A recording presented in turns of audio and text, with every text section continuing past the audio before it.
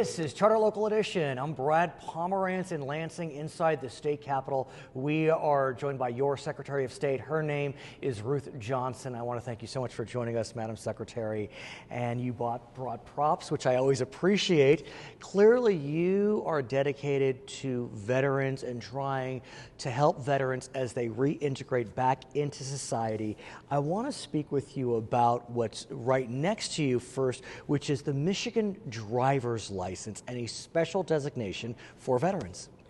Well, we're very pleased to be part of this. We have 660,000 veterans in Michigan. Huge number. It is. It's the 11th highest in the nation. I'm Sure. very proud to say that. Of course. And we want to make sure our veterans can get the benefits that they've earned and they deserve, and special promotions in the community. So we started last year a veterans designation. It doesn't cost any money. They have to bring in their discharge papers. Right. And our staff will make sure that in big red letters, as you can see, We can see it, of says course. veteran on it.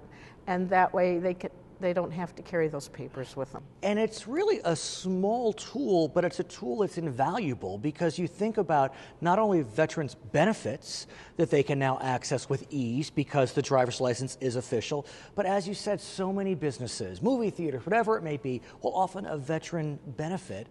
And here it is. There's no question. If you have that red word on your license, we're set.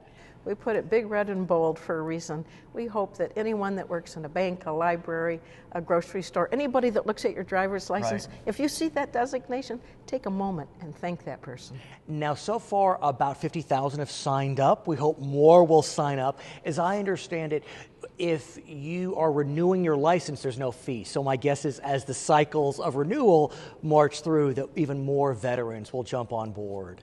We hope so. We ask because we want to help people. When they come back and they have served, we need to take time to say thank you in every way we can, and this is our way. Now, next to me, we have the license plate, which I think is quite beautiful. Tell us about the Pure Michigan Veterans License Plate. Well, we're very proud of this plate. It costs $35. $25 goes directly to our men and women who have served this country. And you can buy it whether you've been in the service or not. Oh, nice. Just if you would like to support the folks that are our veterans. So for $35, you can buy it. $25 goes, and then you can renew it each year too. I know that you just launched this license plate at the Flint Veterans Expo. And what's nice about the money raised is it's focused on education. It's focused on services for those that may suffer PTSD or TBI, traumatic brain injury. You really are looking at those dollars in a very targeted way. We want to make sure it gets where it needs to be. Right. And when people do make that contribution, we take it very seriously. And then also 25% goes to survivors for further education so that they can also attend college. Right, Michigan National Guard or Children of Veterans Tuition Grant Program. I mean, these are dollars that count, and they really do count. Give us a sense of how tuition programs like this can benefit not just the veteran, but maybe the survivor as you described.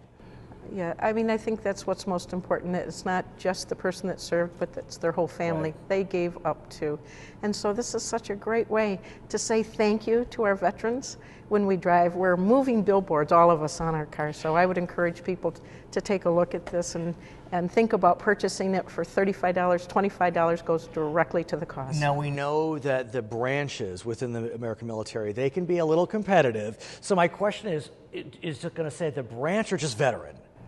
It just says veteran on Okay, this. good. However, we have many other plates Okay. that each has brand new full color of each whatever armed service they Right. might have served in. They're made in the prison. Okay. And the prisoners make it. They make about 90 cents an hour, and every color they put on is a separate color, goes through and inks it and dries it separately. It's quite a long process, but it's very reasonable, and people should show and be proud that they have served this country. And it's a win-win. You're providing skill development for those that are in prison.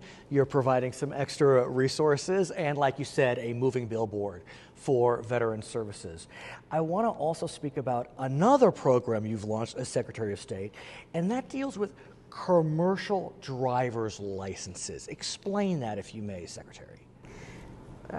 When men and women come back from serving overseas, they've learned many different skills, and one of them is driving large trucks. Right. And so rather than putting them back through having to take tests for this, they have probably got better skills than almost anyone. I've been in the Middle East, and the driving there can be pretty wild. Yes. And so we want to help get people back into productive jobs as quickly as possible when they come back, and so that's been waived.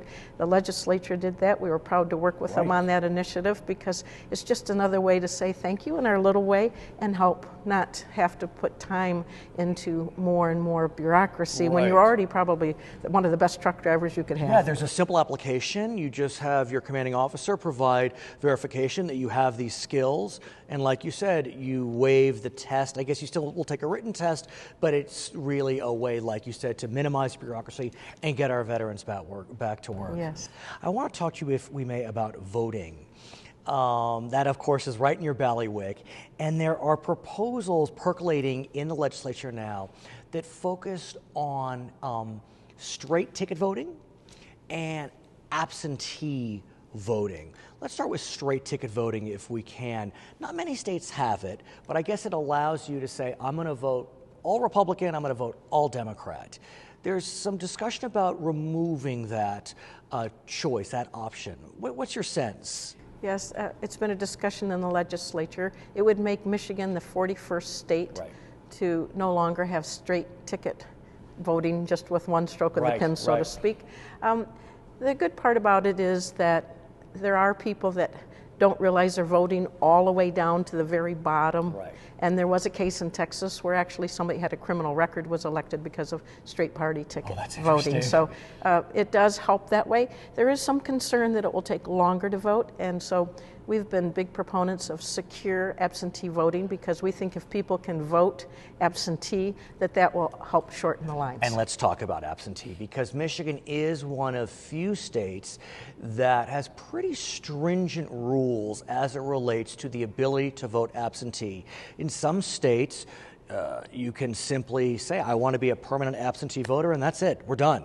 But in Michigan, you need to show an excuse, you need to be over 60. There are a whole series of requirements. Talk to us about that, Madam Secretary. Yes, we have a number of requirements, and I'm very supportive of secure absentee voting for someone that might just have a busy lifestyle. Like you and I, for example. That's right, exactly.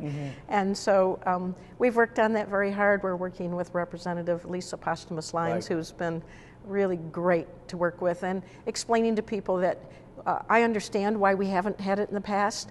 We were told in 2008 by the Pew Center that we had 102.54% of the eligible electorate registered to vote in Michigan. That's a problem. Yeah, to get above 100% means someone should not be registered. Yeah, 100% is a great goal. So it told a story that we had more people on our qualified voter file than we should have. And so we've spent a lot of time trying to clean that up. We've taken off hundreds of thousands of people that are registered in other states. We joined Social Security Administration. They have a plan where they will send you the list of dead people. We took off tens of thousands of dead people. And it's not necessarily about fraud. I mean, people move and they don't deregister, for example. Yes. So sister states, Ohio, Illinois, Wisconsin, they have no excuse absentee voting. And so it does seem to be a trend to try to ease the ability to vote, at least via absentee. Do you sense that this is going to be the future in Michigan? I do. We have done a lot of work cleaning up the qualified voter file. We'll have taken 1 million people off that are either dead, moved, or non-citizens by the end of the next election. And that really helps for us to be able to go to the legislature and say, we're here now. We can do this. And we have the technology. And I think it's a wonderful thing to offer the people of Michigan, especially the hardworking, busy people, the people that have families. And so I'm really looking forward to this. She is Ruth Johnson. She is Secretary of State in Michigan. I'm Brad Pomerance. This is Charter Local Edition. Perfect.